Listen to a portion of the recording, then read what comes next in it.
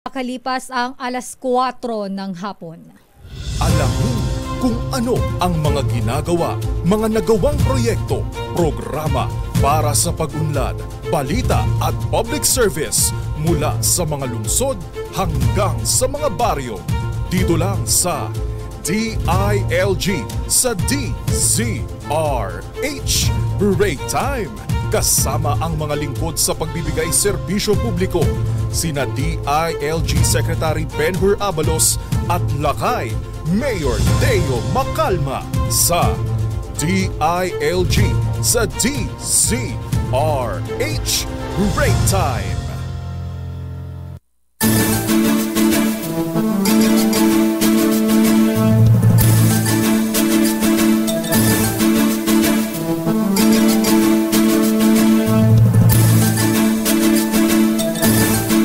Magandang hapon, Luzon, Visayas at Mindanao.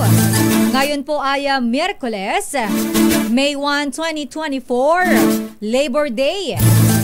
Ako pong yung makakasama sa programa sa ngalan nila kay Mayor Deo Macalma. Welcome po sa DILG sa DZRH Break Time. Maliban sa akin ay makakasama rin natin sa programa ang pangalawang kalihim ng Department of Interior and Local Government, si Undersecretary Odelon Pasaraba. Magandang hapon, Yusek. Yeah, magandang hapon, Elaine. Of course, magandang hapon, Pilipinas, at sa lahat ng mga nakikinig.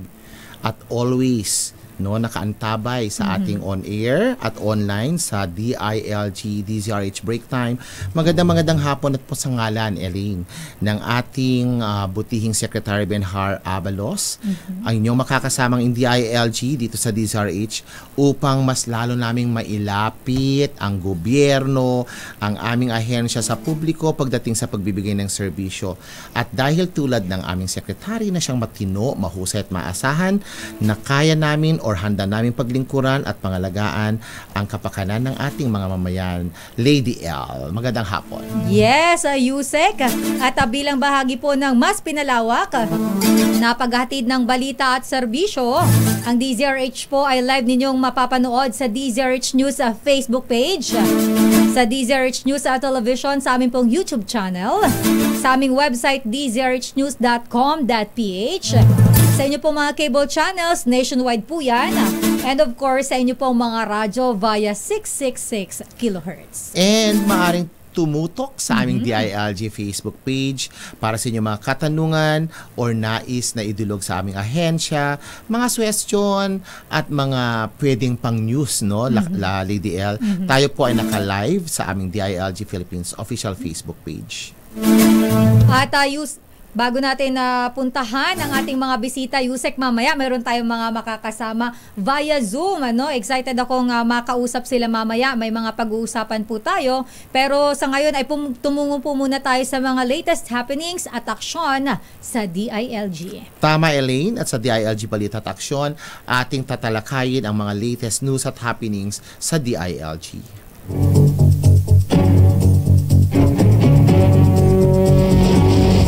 Pinangunahan ni Pangulong Ferdinand Marcos Jr. kasama si DILG Secretary Benhur Abalos ang graduation ceremony ng unang batch ng Moro Combatants na matagumpay na nagtapos sa Bangsamoro Police Basic Recruit Course o BPBRC sa Camp Pendaton. Ayan, medyo nakakatang twister to. Sa Camp Pendaton, parang Maguindanao del Norte, nitong Lunes po, ang graduating class ng Bangsamoro Police Basic Recruit Course, batch 2023-01 classes, Alpha Bravo, Bakaslipi o Bangsamorong Kapulisan, sandigan ng lipunang Pilipino ay binubuo ng 100 trainees na nahati sa Moro Islamic Liberation Front o MILF at Moro National Liberation Front o MNLF, na meron pong 92 na kalalakihan at 8 naman ang kababaihan. Sila ay dumaan sa 23 weeks na training para sa crucial duties ng police force, enforcement ng national laws at specific regulations sa BARM. Nakaisa rin ang Pangulong Marcos Jr. at si DILG Secretary Abalos sa ika-10 anibersaryo ng Comprehensive Agreement on the Bangsamoro o CAB na ginanap sa Barira, Maguindanao del Norte. Ang CAB ay pinirmahan noong March 27, 2014 upang wakasan ang armed conflict sa pagitan ng gobyerno at MILF at panatilihin ang kapayapaan sa Bangsamoro. Congratulations, Elaine, sa mga 100 na graduating class members ng graduating class ng Bangsamoro Police Basic Recruit Course. Pinapayagan ng Department of the Interior and Local Government ang Philippine National Police, ang Bureau of Fire Protection at Bureau of Jail Management and Penology na magsuot ng komportableng uniforme sa gitna ng matinding init na nararanasan ng bansa.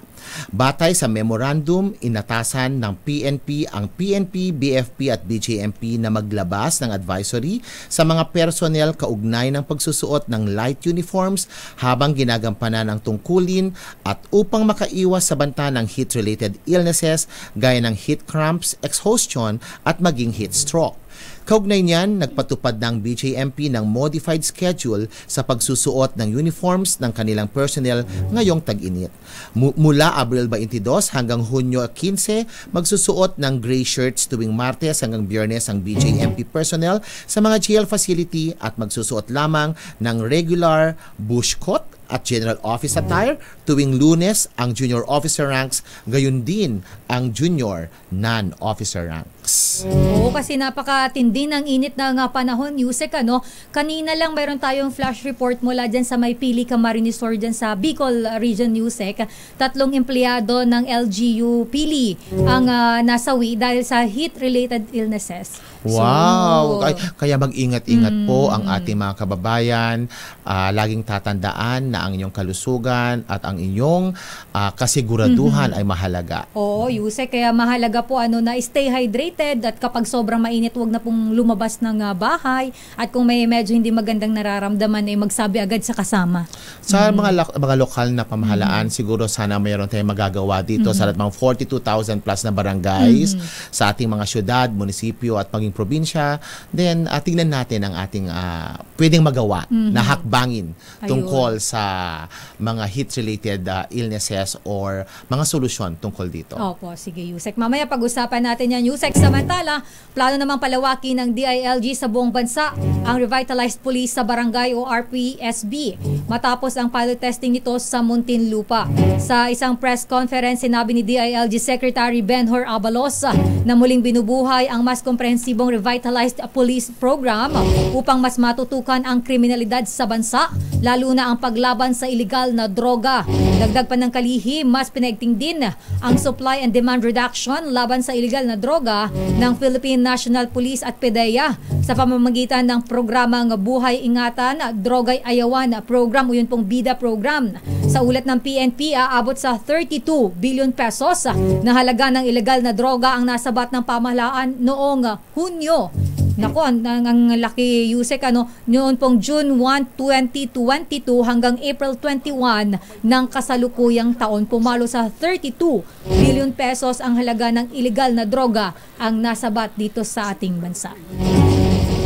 Laking pera, no? Laki nun, Yusek. Nakakaloka. Ilang mga mamamayang Pilipino kaya na mahihirap ang pwedeng, matulungan pag 32 billion. No? Kaso, Yusek, ito napunta sa illegal. Yeah. Kaya, wag po tayong... Masama. Oo, masama. Yes. Iwasan ang droga. Pinangunahan ni DILG Secretary Benhur Abalos ang kalinga at inisyatiba para sa malinis na bayan or kalinisan sa bagong Pilipinas at halina't magtanim ng prutas at gulay or hapag program na ginanap sa Barangay BF International, Las Piñas nitong Sabado lamang. Nakiisa at nagbigay suporta sa kalinisan at hapag program ang lokal na pinuno at pamunuan ng Barangay BF International, kabilang na ang iba't ibang kawani ng gobyerno. Pinaalalahanan din ni Secretary Abalos ang lahat na pabakunahan ang kanilang mga alagang hayop laban sa rabies, bunsod ng tumataas na bilang ng kaso ng rabies sa ating bansa. Ayon sa Department of Health, nasa 89 na kaso ng rabies ang naitala noong Enero hanggang Marso 16 ngayong taon na nagresulta ng 100% fatality rate. At 82 dito ay mula sa kagat ng aso, 5 ang mula sa pusa at 2 naman ang dahil sa kagat ng ibang hayop. Ayun, nako. Ingat-ingat po tayo. Mataas ang kaso ng mga rabies na actually Yusek may namatay nung parang 2 months ago, 1 month ago. Isang bata, nakagat pala siya ng tuta. Hindi niya sinabi sa nanay niya, namatay siya after 1 month. Exactly. Oo. So dapat bantayan din po natin yung ating mga anak. And kung may mga kabataan, no, kailangan mag-report sa ating mga ina at ama para naman masolusyonan. Okay, yeah. Elaine, binabati natin ang DILG Region 3. Ay, hello po sa inyo. Nakikinig daw sila. Aba. ARDJ and RD Noida. Hello po, isang magandang hapon. At sa lahat po ng mga LGU na nakatutok sa atin, isang magandang hapon po sa inyo. At Yusek, ilan lang yan sa mga balitang hatid ng DILG sa DZRH Break Time. At sa ating pagbabalik ay atin naman pag-usapan ang programa ng ating mga lokal na pamahalaan sa ating mga manggagawang Pilipino. Yan po ay makalipas lamang ang ilang paalala. Pilipinas ang oras, 19 na minuto makalipas ang 4:00 ng hapon. Pursuant to EO number 139 dated August 18, 2021, amending EO number 115 dated August 5, 2002, the beneficiaries of barangay officials who died during their term of office can receive death and burial assistance nationwide. The beneficiaries of the Punong Barangay can receive 20,000 pesos for death benefits and 2,000 pesos for burial expenses, while the beneficiaries of the Sangguniang Barangay members, Sangguniang Kabataan Chairman, Indigenous People Mandatory Representatives, Barangay Secretaries, and the Barangay Treasurers can receive 10,000 pesos for death benefits and 2,000 pesos for burial expenses. In availing the barangay officials' death and burial assistance, the following are the documentary requirements.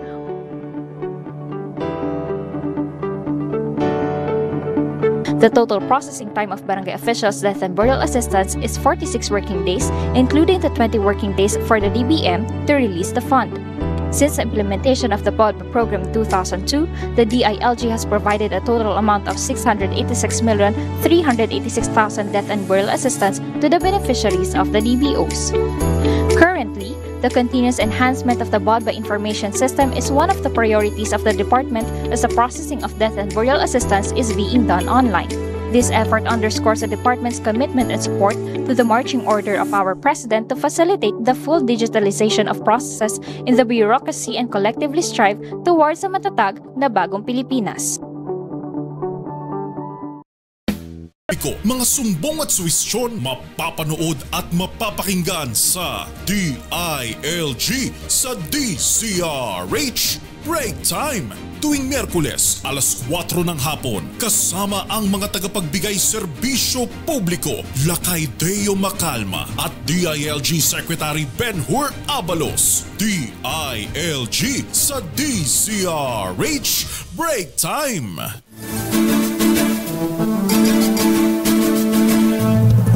Tayo po ay nagbabalik sa DILG sa DZRH Break Time. Ngayon pong araw ng paggawa. Atin naman pong pag-usapan na ang mga programa ng mga local government units sa ilalim ng mga Public Employment Service Office o yung pong PESO. Yusek. Kaluluwa, no? Ang kaluluwa at ang mga bayani ng ating bansang Pilipinas, ang mga manggagawang Pilipino, no? Happy Labor's Day. Yes, sana po ay okay po kayo dyan at nag-i-enjoy. Ginagawa yung passion music, di ba? Totoo yan. Oo. So, para sa kaalaman ng ating taga-subaybay, ang PESO or ay Libreng Employment Service Facility ng ating pamahalaan. At Elaine, katuwang ang Department of Labor and Employment at ang mga lokal na pamahalaan, sinisiguro nito na matulungan ang mga mamamayan sa paghahanap ng trabaho o pangkabuhayan. Kaya naman, upang ating mas matalakay ito, ating makakasama sa hapong ito, sina Mayor Agatha Paula Agay Cruz ng Giginto, Bulacan. Magandang hapon. At of course, si Mayor Virgilio T. Terrell ng Tigbawan, Iloilo. Mayor, magandang hapon po sa inyong... Hello po. Magandang hapon po. Ayan, Magandang hapon. Hello po. Happy Labor Day po. Ayan. Welcome po sa DZRH, Mayor Agatha Paula Cruz, ma'am. And of course, si Mayor Virgilio Teruel ng Tigbawan, Iloilo. Welcome po sa DZRH. Yusek. Mayor Agatha or Agay Cruz from Giginto, Bulacan. Ma'am, kumusta po ang mga taga Giginto? Mabuti naman po, Yusek. Marami pong salamat sa pagkakataon na ma-share din yung aming mga ginagawa para sa mga manggagawa din namin dito sa aming bayan. Mainit po ba ang panahon ngayon sa Giginto, Bulacan? Napakainit po, Yusek. Napakainit po talaga. No? Talagang lahat din po kami parte sa mga affected din sa heat wave na nagaganap dito po sa ating bansa. Sa kaalaman ng ating mga tagapakinig, Sister El, ang ganda-ganda po ni Mayor Agay. Oo, ang ganda. Sa mga nakikinig sa radyo, tumakbo na po kayo sa TV, kaya manood po kayo sa YouTube at sa Facebook Live. Yeah, tama. Gaya po nila Yusek at ni Ma'am Elaine, tsaka sabi kasi ni Yusek, dapat idol natin si Secretary Ben-Hur na matipuno. Yeah. Matipuno, ma'am, no? At matino rin. Ayun. No? Okay. Ma'am, Yes, maaari niyo matino po, at mahusay. Mayor Agay, maaari po niyong ibahagi sa amin, sa ating mga nakikinig, ang peso sa barangay trabaho ba hanap mo? Tara, usap tayo ng Giginto, Bulacan. At sa kasalukuyan, ilang barangay na po ang nabigyan ng serbisyo nitong peso Giginto?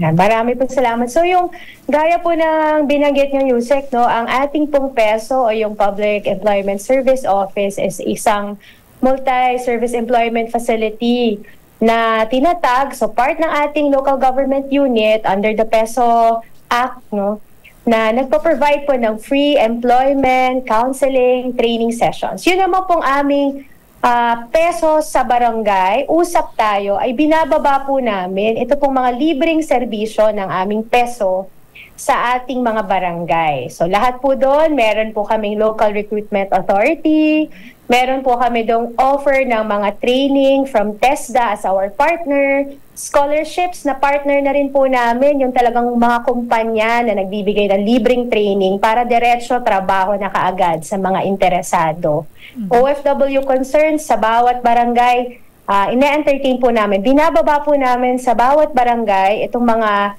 trabaho at saka mga dagdag puhunan, livelihood opportunities sa mga naghahanap po. Yung mga gusto, interesado. So far, meron lang po kaming 40 na barangays dito po sa bayan ng Giginto at nakakapito na po kami. So kalahati. At tuloy-tuloy po yung aming programa. Halos talagang every week meron po kaming binababaan para mas malapit po sa mga naghahanap ng trabaho yung mga services ng aming peso. Napakaganda ng serbisyo ng peso na ginagawa po ninyo dyan, Mayor Ma'am, sa inyo pong lugar sa Giginto. Pero bukod po rito, of course, sa mga inisyatibo na ginagawa na under peso, ano pa po ba yung mga proyekto ninyo pong lokal na pamahalaan para po matulungan yung ating mga kababayan, lalo na po dun sa mga nangangailangan po talaga na magkaroon sila ng trabaho o kanila pong pangkabuhayan o hanap buhay? Continuous po yung services ng peso namin. Pero syempre, lagi rin po kami nag-organize talaga ng mga malakihang job fair. So, doon po talagang ninilibre na po namin lahat, no? Even yung pre-employment seminar para matrain po namin yung maghahanap ng trabaho. Pati photocopying, clearances, transportation para makapunta po sa job fair. Sinusundo po talaga namin sila. Pati po breakfast para inspired po sila pag nag-apply po sila. Ini-invite namin ng iba't ibang companies para po talagang madami yung mga job opportunities. But aside from that, meron po kaming programa na dagdag puhunan para po sa mga existing na po na mga negosyanteng maliliit sa aming pumbayan. So sila po yung binibigyan namin ng karagdagang puhunan na goods para po mas lalo pang dumami yung pinapaikot po nila. Mas lumaki po sana yung kita nila para talaga makakreate po kami. Community creation of wealth, yan po yung aming objective para po sa aming bayan. Makalikha ng mas maraming trabaho, makalikha po ng mas maraming negosyante, mas marami po sana umikot po, no, yung talagang maging economic activity talaga pong ma-activate po namin sa aming bayan. Yeah, Elaine, no, iba din si Mayor Agay. Talagang buo yung puso na magbigay ng serbisyo at napaka-focus dun sa kanyang community creation of wealth.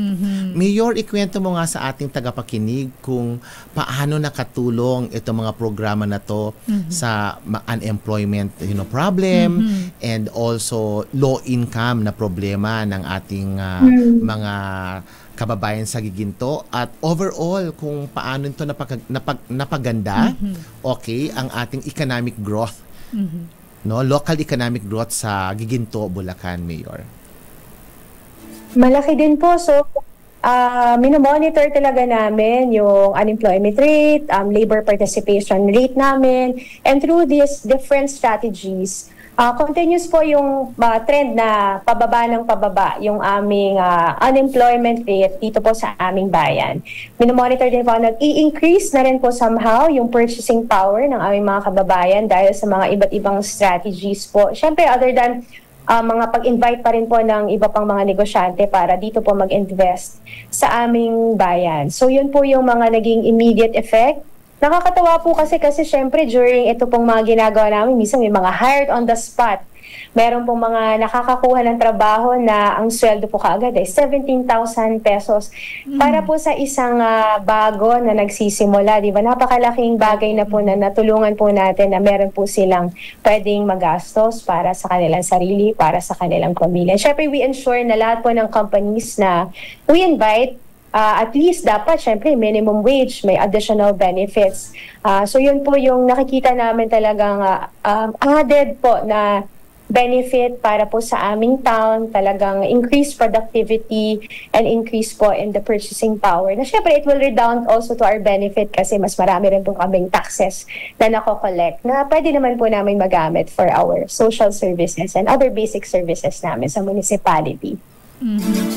Mayor Agatha Ma'am, at Yusek, napakaganda talaga kapag ang lokal na pamahalaan ay may aksyon nararamdaman ng taong bayan, at marami pong nanonood at nakikinig sa atin. For sure, marami pong katulad din ninyo na ganyan yung mga hakbang na ginagawa dahil ang LGU ay nararamdaman din naman talaga, Yusek. Mayor Ma'am, ngayon po ay araw ng paggawa, Labor Day po ngayon. Of course, tayo po ay nagpupugay dun sa ating mga magigiting na manggagawa na talaga namang kahit gaano kahirap ang buhay, hindi sumusuko sa buhay. Kayo po ba ay merong mensahe doon po sa ating mga viewers, listeners, and of course sa inyo pong mga constituents dyan po sa Giginto, Bulacan? Thank you, Ma'am Elaine. Of course, syempre, binabati natin ang lahat ng mga masisipag, ng mga nagsisikay para sa kanilang sarili, para sa kanilang pamilya, ng mga manggagawang bayaning Pilipino. Ipagpatuloy lang po natin, parating maghanap ng opportunity para mas maging, like ko nga po sinasabi, na sana lahat tayo ay pagpalain, pero higit sa lahat, maging pagpapala po tayo para sa ibang tao. Yan po yung goal natin. At in-invite ko po ang lahat ng mga taga-Giginto sa mga naghahanap po ng trabaho. Magkakaroon din po tayo ng malawakang job fair right after po ng graduation sa lahat ng graduating students this June. At syempre bukas po ang tanggapan ng ating Public Employment Service Office para po sa lahat ng naghahanap ng trabaho at iba pang mga livelihood opportunities. Happy Labor Day po sa inyong lahat at syempre kay Yusek at kay Miss Elaine. Of course, kay Mayor Attorney Teruel from Iloilo. Wow! And also, Mayor Agay, pakitanggap naman ang congratulations naman sa liderato mo from Secretary Benhar dahil napapagalaw niya talaga, umaaksyon ang peso. Itong opisina na dati-rati ay, hindi ganun siya ka-functional. Ngayon, ramdam na ramdam natin sa Giginto, Bulacan. Kaya, sumasaludo naman kami kasi liderato is really very important, para may gobyerno, may tamang gobyerno. So dumako naman tayo, Lakairin. Thank you, Ma'am. Mayor, thank you so much po. Thank you, Sir. Thank you po. At ingat po kayo dyan sa Giginto, Bulacan. Maraming salamat po. Dumako naman tayo, Elaine, from Tigbawan, Iloilo, Mayor Virgilio Teruel. Sir, magandang hapon. Kumusta po ang mga taga Tigbawan, Iloilo? Okay naman po. Una sa lahat, mainit ang pagbati sa inyong sa ating kagalang-galang na DILG Sec Benhur Apelos at of course kay Ma'am Elaine saka kay Yusek Odilon. At sa lahat ng mga taga-subaybay ng DLG sa DCRH Break Time Program. Mayor, Magandang hapon po. Yeah, magandang hapon, no? Salamat at nandito ka sa DILG sa DZRH Break Time.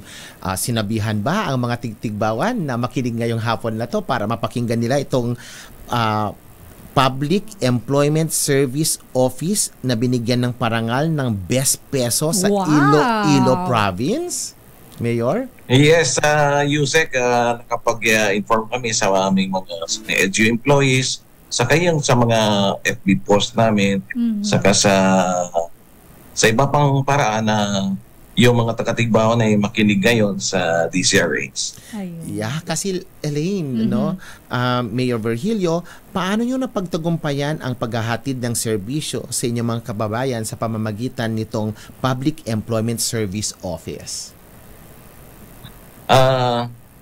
Una sa lahat, Yusek, I just would like to mention at proud talaga ako na ang aming Peso Office sa Tigbawan, Iloilo ay binigyan ng parangal na Best Peso Office sa buong probinsya ng Iloilo sa naginanap ng 2023 Provincial Congress, no? So Best Peso Office kami sa buong probinsya ng Iloilo noong 2023. Kaya nga proud kami na nakuha namin ng award. At mahirap din kunin ang award sa buong probinsya ng Iloilo. At baka baka gusto niyo itanong kung paano namin nakuha yan. Opo, yes po. Unang-una, of course, dahil sa sipag, galing, at tiyaga ng aming Recording stopped. si Mr. Ladera at mga kasama niya sa aming Peso Office sa magandang pamamalakad at magaling na pagpatakbo ng mga programa at serbisyo nito. Ilan sa mga programa ng Peso Office natin dito sa bayan ng Tigbawan, first is the Comprehensive Job Placement Services. Ang Peso Office namin ay nag-maintain ng database ng mga job vacancies, nagko-conduct ng skills assessment at career counseling sa mga job applicants o pati na sa mga senior high school students or incoming college students para makita kung saan sila angkop magtrabaho o mag-enroll sa college.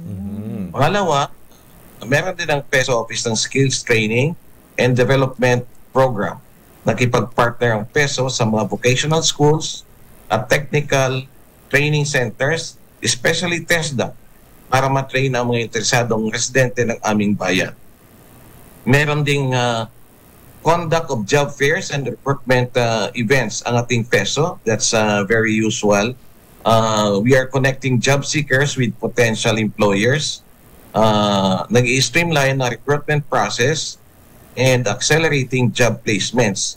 At katulad ni Mayor Agatha, nagpo-provide din ang LGU sa kayong Peso Office ng libre sakay sa mga local job applicants natin na kung minsan yung mga job fairs kasi andun sa Iloilo City. So they have to travel to Iloilo City to file their job application. So para wala na silang mga gastos pa, the LGU and the Peso Office see to it na may mga libreng sakay sila papunta sa city. Saka may partnership with stakeholders din ang programa ng Peso kung saan nakipag-partner sa mga government agencies, mga educational institutions, pati yung private sector para madagdagan ang kanilang expertise at mapag-aralan ang mga innovations sa employment facilitation services. Kasi hindi naman pwede na ang Peso lang palagi yung nag-aaral. Dapat we have to welcome ideas from the private sectors also. So we also have labor management information, dissemination of public information. Ang Peso at ang local government unit ng Tigbawan ay mayroong website saka Facebook page kung saan nakapost palagi ang mga in-demand na mga trabaho. Pati ang prevailing wages, mga job trends, job market scenario, at ito nagre-resulta sa magandang job matching processes, no? So yan ang mga programa ng aming Peso na kung saan they were all considered and fortunately na bigyan ng award ang Peso Office ng Tigbawan as the best peso office sa buong probinsya ng Iloilo. Mayor, napakinggan po namin yung inyo pong paliwanag kung paano po niyo ini-execute yung mga programa. Very comprehensive po at talaga namang nakalatag ng maayos, naka-execute ng maayos. Kaya po hindi nakakapagtaka na makakuha niyo po itong award na Best Peso dyan po sa probinsya ng Iloilo. At again po, congratulations po sa inyo at nakakatuwa dahil talaga namang yung peso ay gumagalaw. Nararamdaman, sabi nga ni Yusek. Pero ito pong mga programa, of course, napakaganda po na may yung mga estudyante natin, may assessment para kung ano yung pwede nila maging trabaho after po nila makagraduate and so on po na mga proyekto niya pa po dyan under peso. Paano naman po ito nakatulong? Ito pong mga programang ito, of course, nabanggit po kanina ni Yusek na itanong din po namin kay Mayor Agata, yung mga ganito pong klase ng proyekto ay meron po itong bunga. Mayroon po itong naidudulot na maganda pagdating po sa ekonomiya natin. So, kumusta po ang economic growth natin dyan sa inyo pong lugar sa Tigbawan, sa Iloilo? Thank you very much, Elaine. Actually, maganda yung economic progress at development ng bayan ng Tigbawan.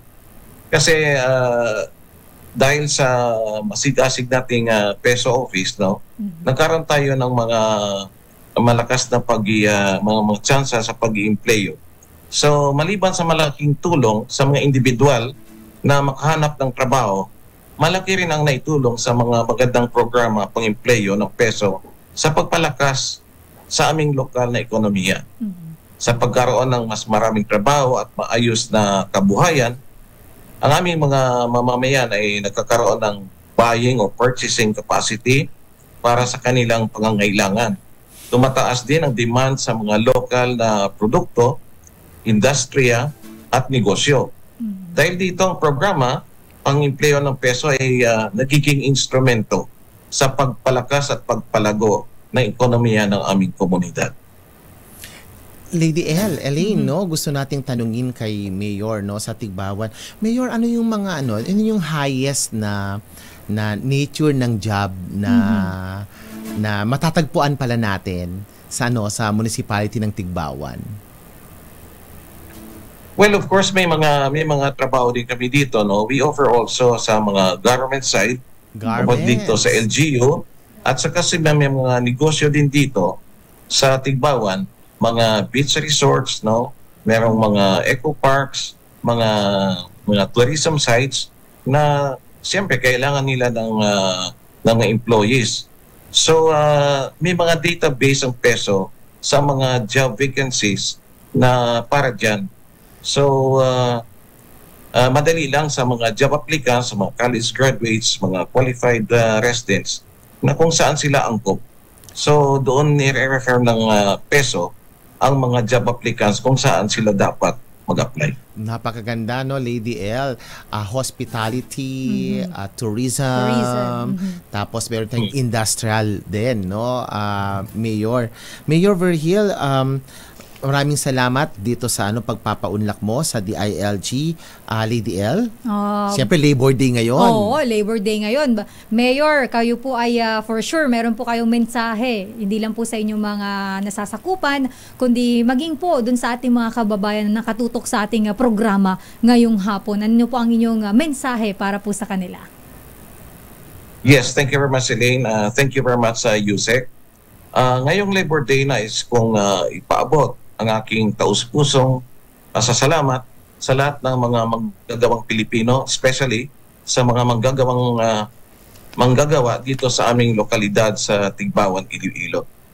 So sa sinabi nga ni Yusek kanina, kayo po ay ang mga bayani ng ating lipunan. Kayo ang nagbibigay buhay at lakas sa ating ekonomiya. Patuloy nating suportahan ang inyong mga pangangailangan at ipaglaban ang inyong karapatan bilang manggagawa. Happy Labor Day sa lahat ng manggagawang Pilipino.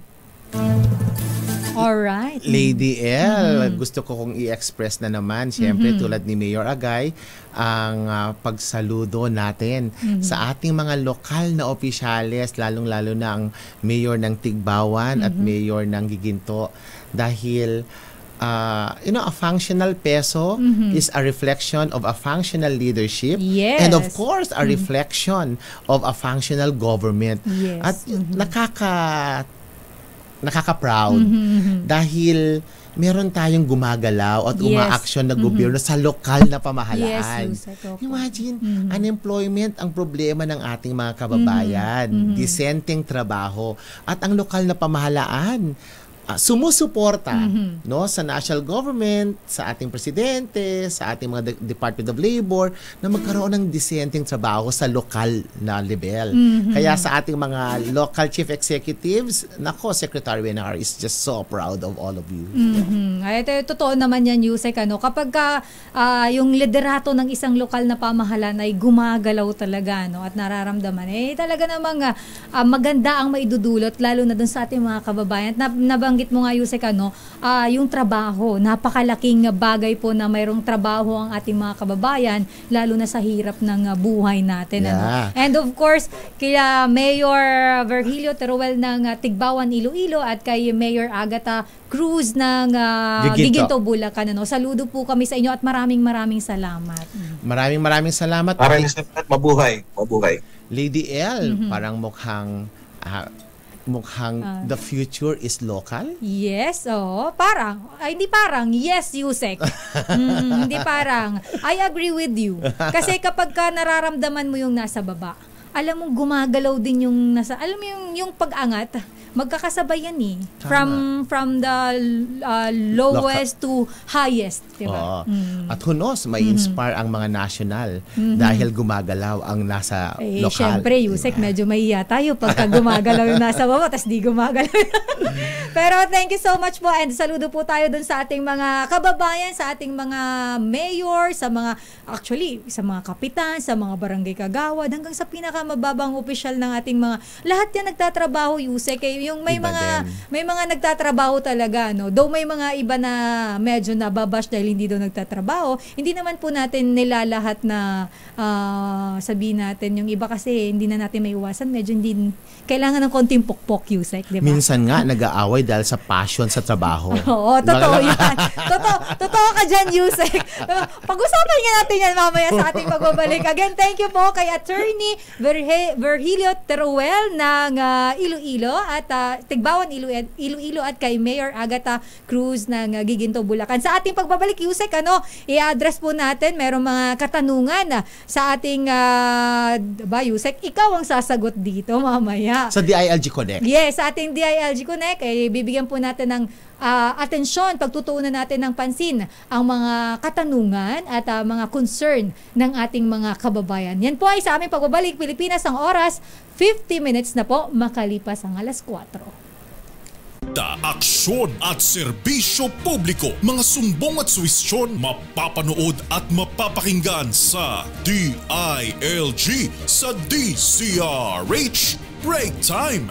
Tuwing Miyerkules, alas 4 ng hapon, kasama ang mga tagapagbigay serbisyo publiko, Lakay Deo Macalma at DILG Secretary Ben-Hur Abalos. DILG sa DCRH Break Time.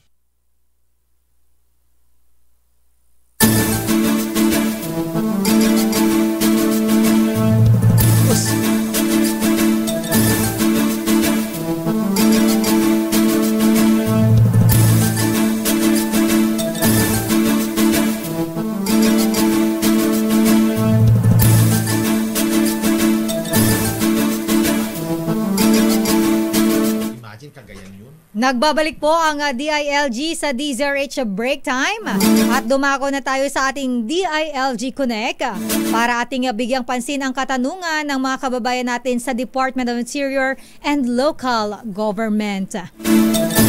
At ito na nga, Yusek, mayroon pong mga katanungan na idinulog dito sa ating programa. Yeah, tama ka. Nako, taga Pampanga ang nagtanong. Hello, AJ Kapili. Hello, sir. Hello po. I'm currently watching Break Time. 22,000 ba ang talagang burial fee? Burial fee or cost ba to? Or burial benefits sa ating mga barangay officials. Punong barangay daw. And ayon sa ating National Barangay Operations Office, Attorney Odi, ito pa rin po yung dati. 20,000 for death benefit, plus 2,000 for burial expenses. Kaya naging 22,000. So tama ka, AJ. Okay. So yung katanungan ni AJ ay nasagot na. Tama siya, Yusek, ano? At maliban dyan sa katanungan sa iyo, Yusek, may isa pang katanungan dito sa atin, ano? Ang sabi niya dito ay isang contract of service o COA sa isang LGU ng ano ba ito? Wait lang. May dumulog pala, Yusek. Siya ay isang contract of service sa isang LGU.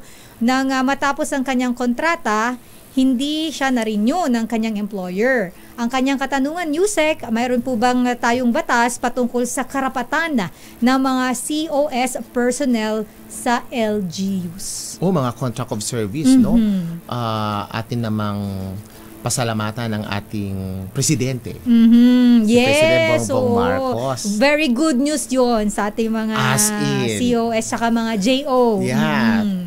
Pinapataas niya ang moral Yes. at ang dignidad ng ating mga hanay Yes. ng mga contract of service at mga job orders na yung agam-agam na ay, matatapos na yung kontrata ko, wala ng COS, wala ng JO, ipupunta na kami sa mga private na manpower services, mga ganon.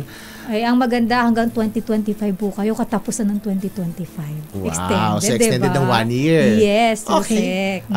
Sa ating mahal na presidente, maraming salamat. Dumako tayo sa katanungan mo, Elaine, dahil galing sa ating DILG Connect.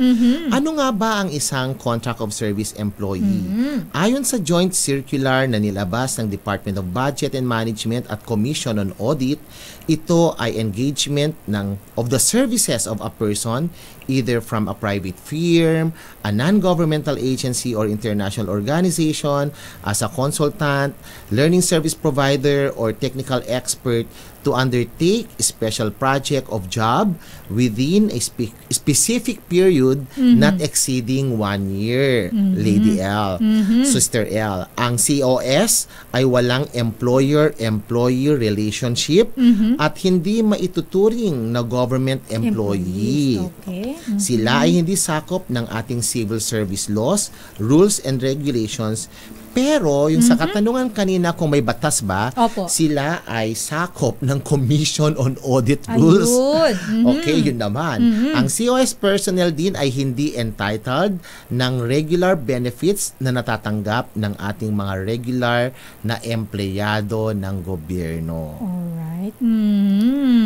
So, malinaw ito, Yusek. Malinaw, very clear ang inyo pong explanation. Sana yung querent natin na taga-lokal na pamahalaan sa NCR kung ano yung mga hindi ni-renew, no? Hindi na ito ni-renew ng kanyang employer. So balikan natin 'yon. Sa karapatan ng ating complainant, ang rights po ng contract of service ay nakapaloob at nakadepende sa kontrata na pinirmahan nila.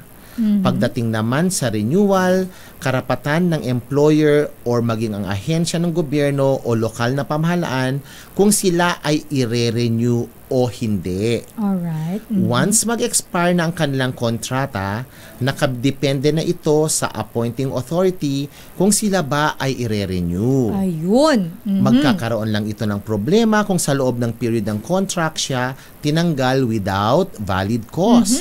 Dahil ito ay may tuturing na breach of the contract of service. Isa pang maaring maging problema ay kung hindi siya nabayaran ng tama na nakapaloob din sa kontratang kanyang pinirmahan. Ayun.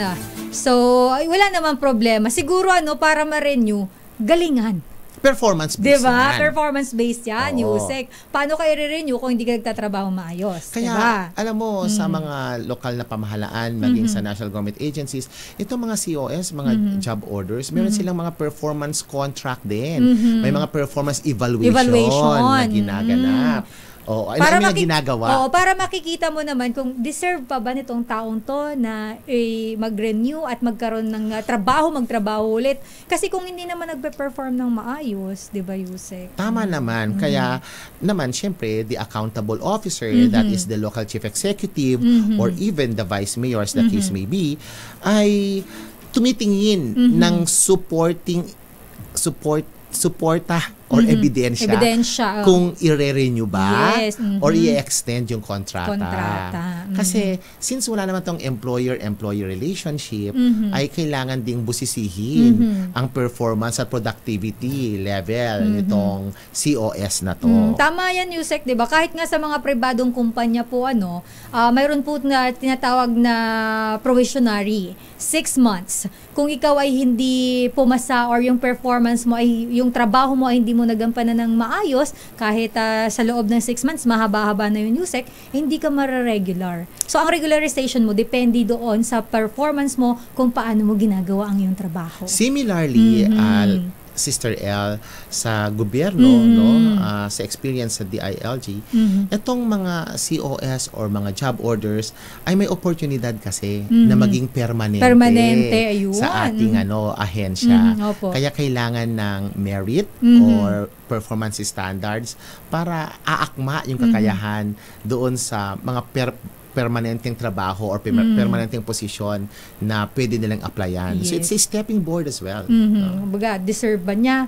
Baka mamaya kasi ma-question kung hindi naman pala deserve yung pagkaka-regular sa kanya. Ay, hindi naman to magaling hindi naman to nagtatrabaho. Yeah. So kaya kailangan may evaluation po, napakahalaga po nun. At gagawin natin yung trabaho natin, not because we just want to be parang regular or permanent employee. It's because parte ng trabaho natin yun. Pero ito masasabi natin, syempre May 1 ngayon, Labor Day. Yes. Napaka-valuable, napakahalaga at sobrang nararamdaman namin sa DILG yung tawag dito ambag ng ating mga contract of service at mga job orders sa pag-a-achieve naman ng mandato ng DILG. Sila ay mga masisipag, Yusek. Masisipag, magagaling, matatalino. Syempre naman. Mga creative din to mga batang to, no? Oo. Lalo na sa inyo, babata ng mga staff nyo.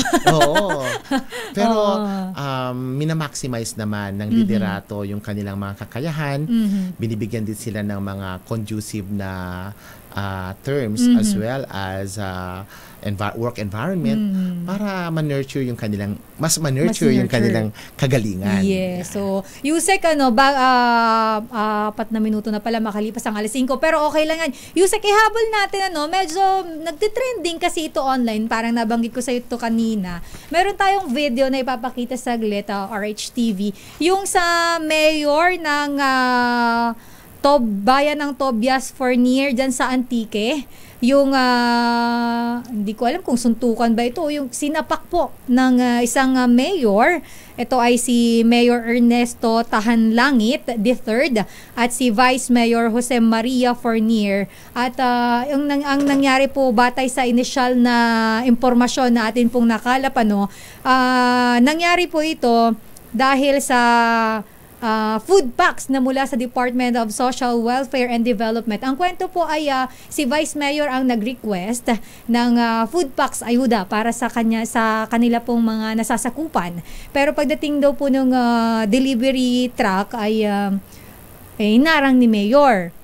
Dahil ang sabi daw po ni Mayor ay hindi daw dumaan sa tamang proseso, yung hindi nasunod sa proseso yung pamamahagi ng ayudang pagkain, at nadiskubre din nila na may 1,000 pang kahon ng food pack sa bodega na pag-iimbakan dapat nung pagkain. Kaya yun ang naging dahilan kaya sila nagkainitan na nauwi nga po sa pananapak ni Mayor kay Vice Mayor. Ito po yung ating video. So, ano po ang komento natin dito, Yusek, sa insidente po ito? Though, hindi po natin pa nakukuha ang panig nila. We are trying our best na makuha po ang panig ng Mayor at Vice Mayor. Salamat naman. At binibigyan nyo sila ng oportunidad to explain.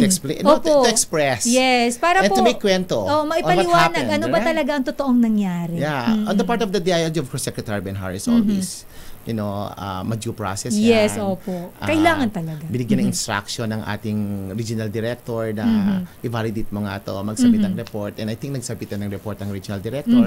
So ayaw natin i-preempt. Ang atin lang ay alam mo yan sinasabi natin kanina about passion. Passion. No? Yung gusto natin talagang magbigay ng aksyon. Yan doon yung urge na, ay, hindi, gusto kong tumulong. Iba Kasi nasa serbisyo. state of calamity po ang kanilang lugar. Ang Yusek, maraming lokal na pamahalaan na nagde-declare ng state of calamity dahil nga walang mga tubig. Opo, matindi kasi ang epekto ng init dahil Yeah. El Nino po. And I think this is all about, sana kung gusto natin talagang tumulong, alam mo naman natin ang intensyon ng bawat isa. No? We want really to give. We want some tangible offers Yes, sa ating mga opo. kababayan na nangangailangan. So, Mayor, Vice Mayor, just communicate with each other dahil iisa lang naman ang Hangarin. hangarin. Tama, Yusek. And we will wait for that naman po. For sure naman makakausap na po natin yan si Vice Mayor at Mayor at para ma-explain po yung kanilang side talaga. What's the real story behind this video? Ayun. Thank you so much po sa lahat ng mga nakinig, nanood at sinamahan po kami ngayon. Ayan, okay na tayo dyan, RHTV. Yusek, maraming salamat kahit Labor Day, nandito ka. Talaga naman, nagtatrabaho ang DILG at si Yusek ay napakasipag. Nako naman, kung hindi mo naman sipagan, ang Secretary Benhar mo, namin, walang pahinga. Ay, walang Oo, pahinga. nga Mahiya naman kami sa sarili namin. Sasabihin ko nga dapat Yusek Ayan, nandiyan siya sa Diamond Hotel ngayon. Mayroong Nagtatrabaho, event. may event. Ayun. O mahiya naman ako na sa kangkungan ako nag-i-stay. Baka sabihin ni Yusek, Odi, nandito ako. Baka na gusto pumunta. No, we really need to value. We really need to value our hard labor. You know, hard work is also one of the admired values ng ating mga Pilipino. Tama ka dyan. So, Yusek. kailangan talaga nating, mas maipamalas na itong pagiging hardworking natin ay magbibigay ng magandang resulta sa ating bansa. Kaya, we need to crystallize, we need to consolidate our hard work for better communities, for better government. Ako, Elaine, kung gagandang gobyerno, gagandang mukha ng Pilipinas. Aba, totoo ka dyan, Yusek. I agree with you and dahil po dyan, saludo po kami sa lahat ng mga manggagawa, sa lahat po ng mga nagsusumikap, at lahat po ng ating mga kababayan na talaga namang ginagawa ang kanilang best araw-araw. Hindi man po nare-recognize araw-araw yung ating mga ginagawa. Nakikita po tayo ng Diyos kung ano yung ating ginagawa sa ating pang-araw-araw. Kaya naman, sa ngalan ni Secretary Benhar, of course, sa DILG, kami ay sumasaludo sa mga manggagawang Pilipino, national man, lokal, mga barangay officials natin, maging sa private sector, at maging ang ating mga OFWs, Sister L. Ayun, ako, Yusek. Shout out sa lahat ng overseas Filipino workers. Suking-suki po natin yan sa ating YouTube channel. Maraming salamat po sa inyong lahat sa pagtutok dito sa ating programang DILG sa DZRH Break Time. Sa ngalan po nila kay Mayor Deo Macalma, ako po si Sister L, Elaine Apit, hanggang sa susunod na Miyerkules po, alas 4 hanggang alas 5 ng hapon. Yusek? Odi Pasaraba ng DILG, magandang hapon, Pilipinas. Maraming salamat po. Susunod na ang programang Balansyado. Makakasama nyo dyan si Henry Uri. Pilipinas, ang oras 10 minuto na po makalipas ang alas 5. Inyong napakinggan ang DILG sa DZRH Break Time. Kasama ang mga lingkod sa serbisyo publiko, sina DILG Secretary Benhur Abalos at Lakay Mayor Deo Macalma. Hanggang sa susunod na Miyerkules, tumutok, makinig, alamin ang mga ginagawa, mga nagawang proyekto, programa para sa pag-unlad, balita at public service mula sa mga lungsod hanggang sa kasulok-sulukan ng mga barangay. Dito lang sa DILG sa DZRH Break Time. Aluminum hydroxide